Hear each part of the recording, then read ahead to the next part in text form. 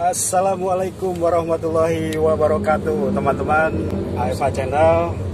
Hari ini bahagia sekali rasanya saya berada di satu mobil bersama bakal calon wakil wali kota Cilegon.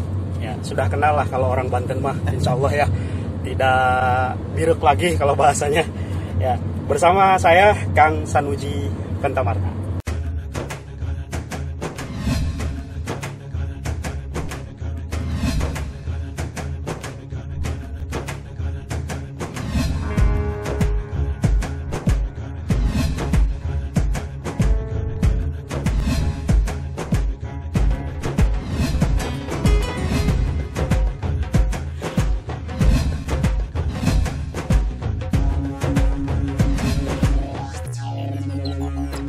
Di tengah kesibukan aktivitas keliling ya. Sudah berapa lama keliling Cilegon, Kang? Dalam program pengenalan ya. Mungkin mengenalkan dulu ke warga Cilegon ya. Jadi sekarang karena sudah didaulat, insya Allah maju di Pilwakot Cilegon bersama Kang Heldi. Ya, beliau mendampingi Kang Heldi. Saya akan bertanya beberapa hal ke beliau terkait Cilegon, terkait yang saat ini beliau banyak keliling ke lapangan, ya, terjun ke lapangan, bertemu, menyapa langsung masyarakat.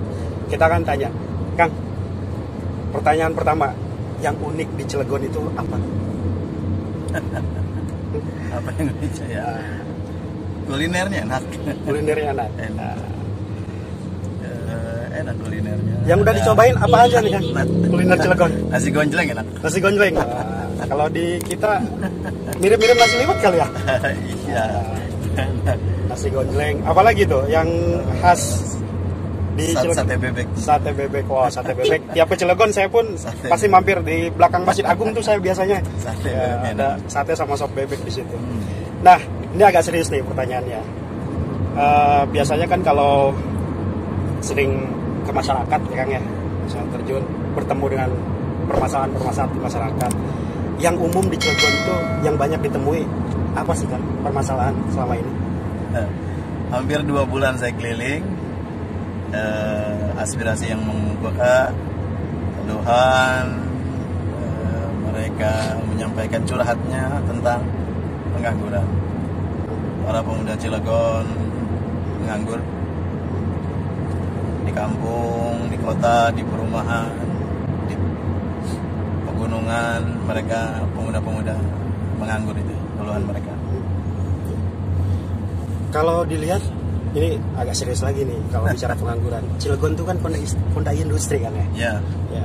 Ini kok bisa itu jadi istilahnya penemuan bahwa Cilegon tuh banyak pengangguran. Ini kenapa? Padahal kan kota industri. Kira-kira kenapa gitu? Ya ini aneh bin ajaib gitu. Ajaib bin aneh. 114 lebih industri besar, ratusan industri menengah dan kecil, ribuan buruh di sini. Tapi pemuda Cilegon mereka nampaknya hanya menonton dan menganggur. Ini ada yang tidak connect ya, ada yang tidak nge-link ya, ada yang tidak match, kira-kira begitu. Jadi ini harus kita pelajari betul.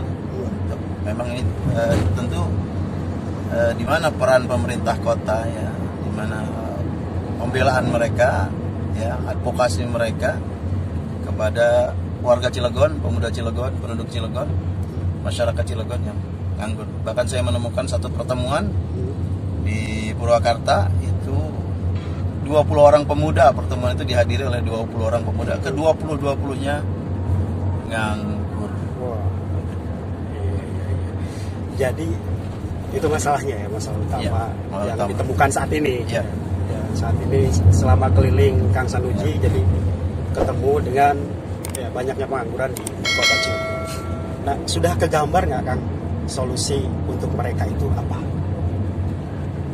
Ya, kita punya satu potensi industri ya, tentu ini harus kita bicarakan dengan industri, komunikasi, koordinasi, kerjasama pemerintah kota dengan industri harus sangat baik.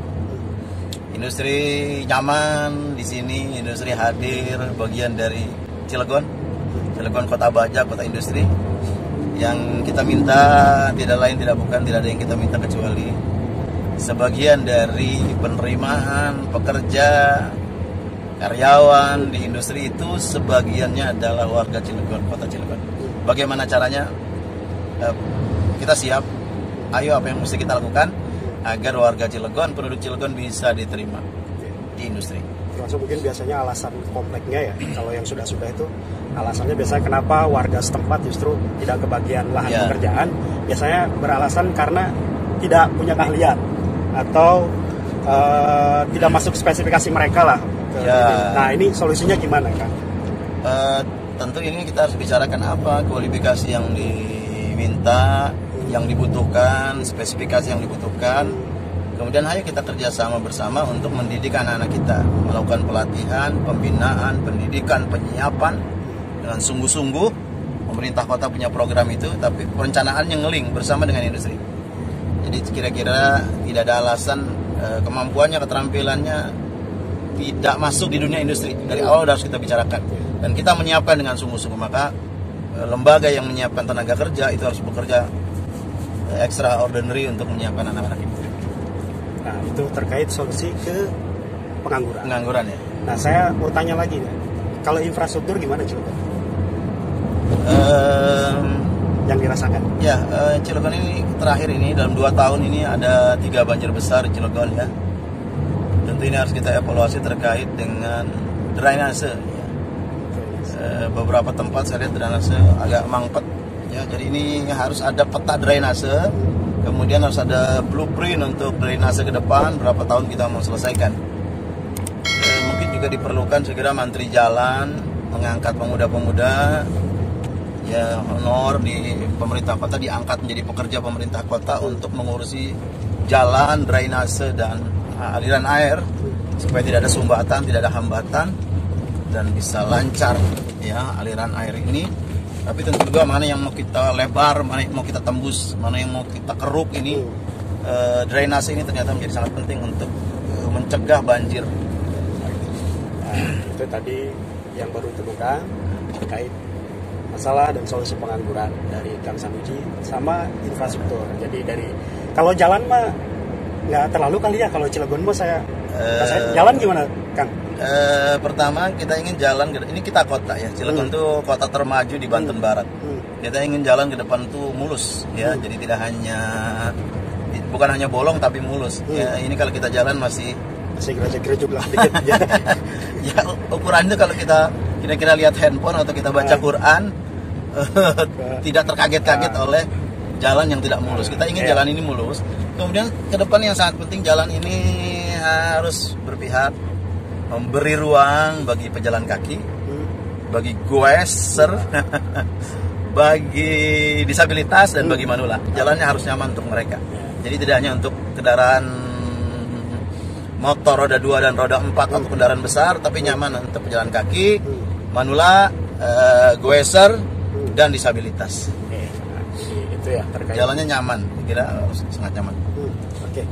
Nah, itu teman-teman ya terkait obrolan singkat selama di mobil sekarang menuju ke lokasi yang akan dikunjungi oleh Kang Sanuji. Tapi videonya video berbeda ya, kalau terkait kunjungan nanti kita akan bikin video yang berbeda. Ini obrolan singkat saja.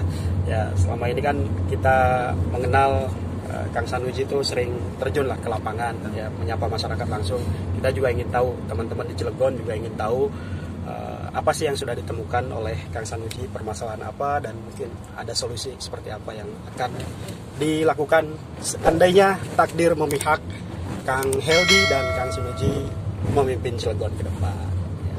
Jadi kita berharap yang memimpin Cilegon ke depan adalah mereka yang paham kondisi masyarakatnya seperti apa, dan tentunya ini diwujudkan karena calon pemimpinnya sering turun ke lapangan, baik sebelum ataupun sesudah nanti terpilih.